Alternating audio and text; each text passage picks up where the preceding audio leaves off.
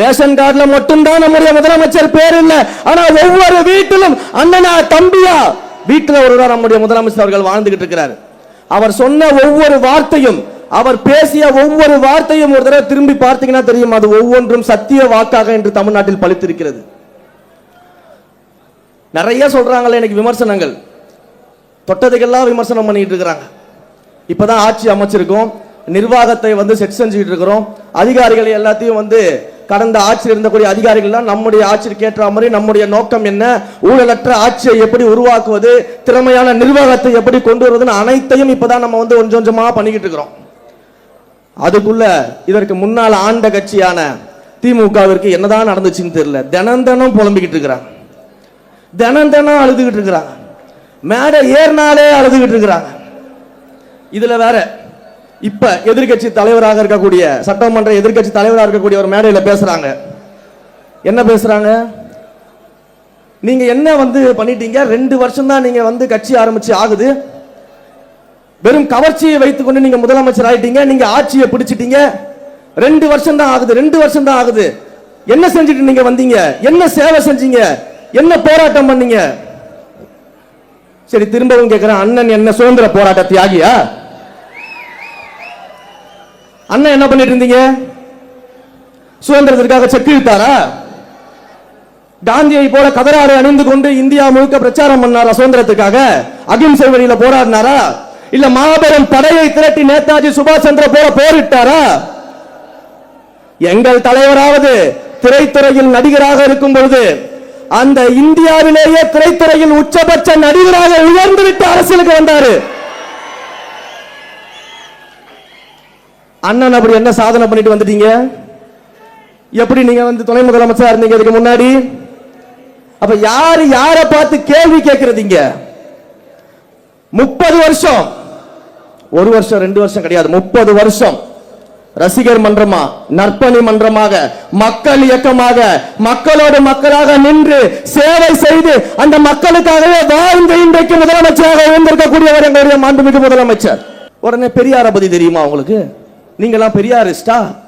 எதுக்கு தலைவர் அவர்கள் கோட்டு போடுறதுக்கு சொல்றாராம், பெரியாரிஸ்டா அப்படின்லாம் கேள்வி கேட்கிறாராம். உண்மையிலேயே பெரியாரிஸ்ட்னா யார் தெரியுமா? தந்தை பெரியார் அவர்கள் யாருன்னு தெரியுமா? தந்தை பெரியார் அவர்களுடைய துணைவியார் யாரு தெரியுமா? அவங்க இந்த மதுபான கடைகளுக்கு எதிராகவும் கள்ளுக்கடைகளுக்கு எதிராகவும் எப்பேற்பட்ட போராட்டத்தை முன்னிறுத்தியவர் உங்களுக்கு தெரியுமா?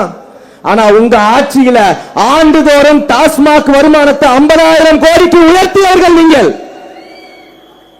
எங்களுடைய அண்ணன் மாண்புமிகு முதலமைச்சர் தமிழ்நாட்டு முதலமைச்சராக பொறுப்பேற்ற உடனேயே 700க்கும் மேற்பட்ட டாஸ்மாக் கடைகளை மூடி தாய்மார்களின் காவலாக நின்று கொண்டிருக்கிறார். அப்ப யாரு இன்றைக்கு தத்துவம் பேசுறது, யார் இன்றைக்கு கொள்கை பேசுறது, பெரியார பத்தி பேசுறது? சரி, உண்மையிலேயே நாங்க எல்லாம் சவால் விடுறோம். இந்த மேடையில இருந்து எங்களுடைய மாண்புமிகு முன்னணியான அமைச்சர்கள் அத்தனை பேர் இருக்கிறாங்க, அவங்க கிட்ட இருந்து கத்துக்கிட்டு இருந்த ஜூனியர் அமைச்சர்கள் நாங்கள் இருக்கிறோம்.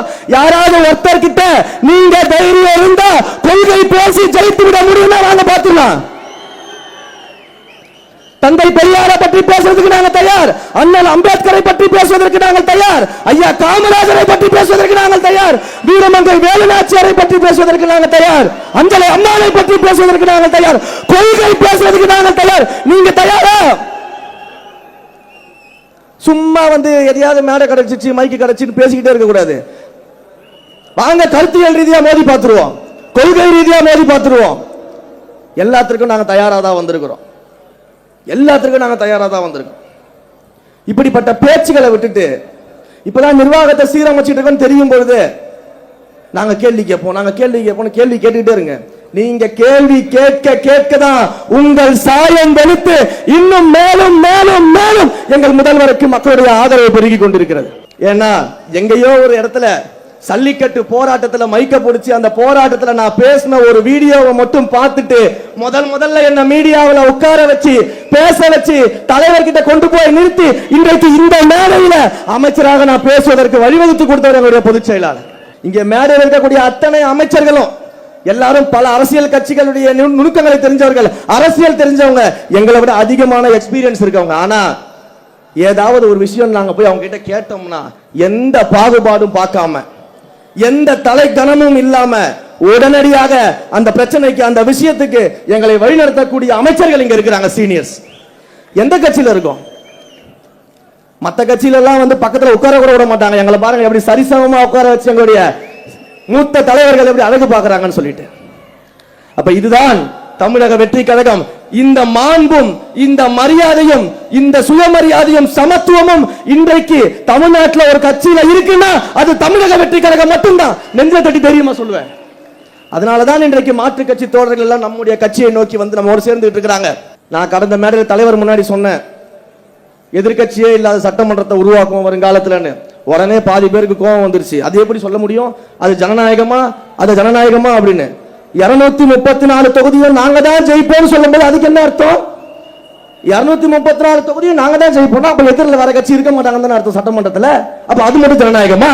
அதைத்தான் நான் கொஞ்சம் மாத்தி சொன்னேன். திரும்பவும் சொல்றேன், எல்லா மேடையிலையும் சொல்லுவேன், இந்த சின்ன பசங்க வருங்காலத்தில் எதிர்கட்சியே இல்லாத சட்டமன்றத்தில் எங்கள் தலைவரை முதலமைச்சராக அமர வைப்போம். நன்றி, வணக்கம்.